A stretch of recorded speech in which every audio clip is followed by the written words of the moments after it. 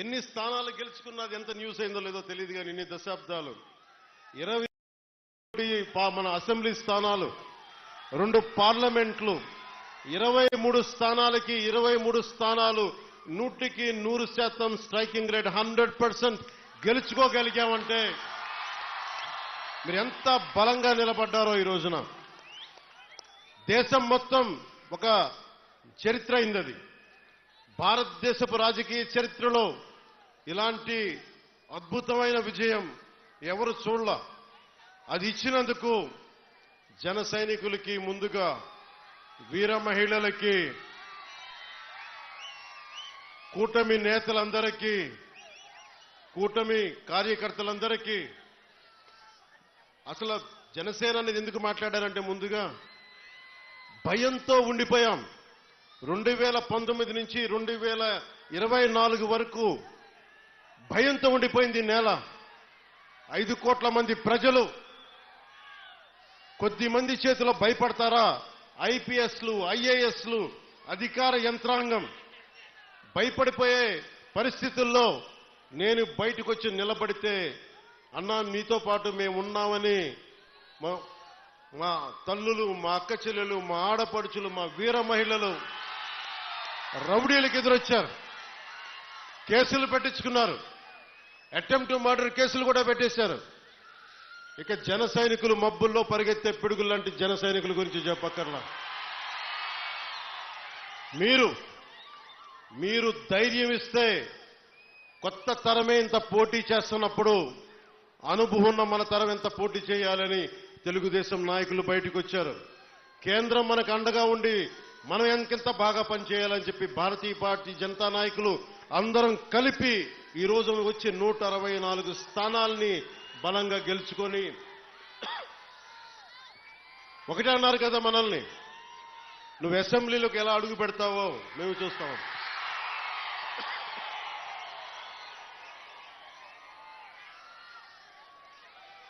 నువ్వు అసెంబ్లీలోకి ఎలా అడుగు పెడతావు, నువ్వు అసెంబ్లీ గేటును కూడా తాకలేవన్నారు.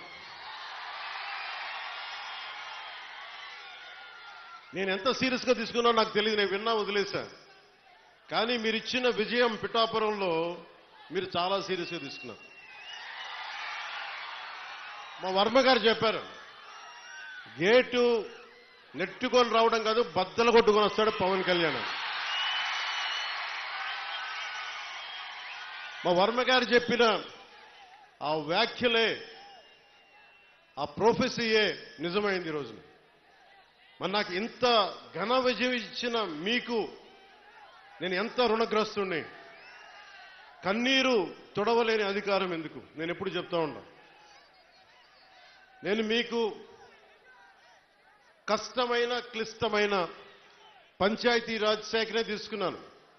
చాలా మంది అడిగారు హోంశాఖ తీసుకోండి, లేదంటే ఫైనాన్స్ తీసుకోండి, లేదంటే రెవెన్యూ, ఇట్లాంటివన్నీ మాట్లాడుతున్నా. నాకేమొద్దు. ఈ రోడ్డు గ్రామ స్వరాజ్యం కోసం బాపూజీ కలలు కన్నారు. ఆ కలలు నెరవేర్చడం కోసం నేను పంచాయతీరాజ్ శాఖ తీసుకున్నాను. నేను ఒకటే చెప్పాను అధికార యంత్రాంగానికి అందరికీ మొట్టమొదటి మీటింగ్లో, నాకు లంచాలు అవసరం లేదు, మిమ్మల్ని ఎవరిని డబ్బులు అడగను. నేను ఈ కాంట్రాక్ట్ ఎవరికి ఇస్తున్నారని అడగను. కానీ నేను అడిగేదల్లా ఇచ్చిన కాంట్రాక్టర్ సవ్యంగా పనిచేస్తాడా లేదా, అదొకటే అడుగుతున్నా. అలాగే ముందస్తుగా చెప్పిన మీటింగ్లో, రివ్యూ మీటింగ్లో ఒకటే అడిగా, నేను ఇప్పుడు దాకా నా జీవితంలో నేను సంపాదించిన డబ్బు అకౌంట్లో కూడా ఎప్పుడు చూడడం. ఖర్చు అయితే ఖర్చు అయింది, ట్యాక్స్ వచ్చే డబ్బులు వచ్చినాయి, ట్యాక్స్ కట్టే ఇంతే పెట్టుకున్నా. కానీ ప్రజల డబ్బు వచ్చేటప్పటికి, మీ డబ్బు అనేటప్పటికీ ఎంత ఒళ్ళు ఉంచి పనిచేశానంటే, ఎంత ఒళ్ళు ఉంచి పనిచేస్తున్నాను. ప్రతి రూపాయికి లెక్క అడుగుతున్నా, ప్రతి రూపాయికి. మీ కష్టం అది, మీ స్వార్జితం. తాజ్మహల్ కట్టి నిర్మాణానికి రాళ్ళెత్తిన కూలీలు ఎవరంటారు? ఈ దేశ ప్రగతికి కండలు కరిగించింది ఎవరు? ఈ దేశ ప్రగతికి రక్తం మాంసాలని ధారపోసింది ఎవరు? అది ప్రజలు, అది మీరు. అందుకే నాకు బాధ్యత ఉంది. నేను మీకు ఈ రోజు నేను చెప్తా ఉన్నాను, ఆ రోజున